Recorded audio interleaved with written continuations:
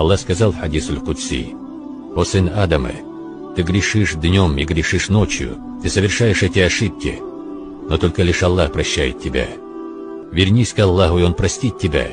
Это Аллах, который говорит: «О сын Адама, если ты грешишь, грешишь и грешишь, настолько, что даже если твои грехи заполняют всю поверхность среды, в которой ты живешь, даже если твои грехи достигнут небес, настолько ты был грешен, но если ты искренне попросишь прощения за то, что сделал, искренне возненавидишь свое прошлое, искренне устремишься к Аллаху и к Его раю, обратишься к Аллаху и от всего сердца попросишь о прощении, Аллах Святой Велик говорит: просите прощения у меня и считайте себя прощенными.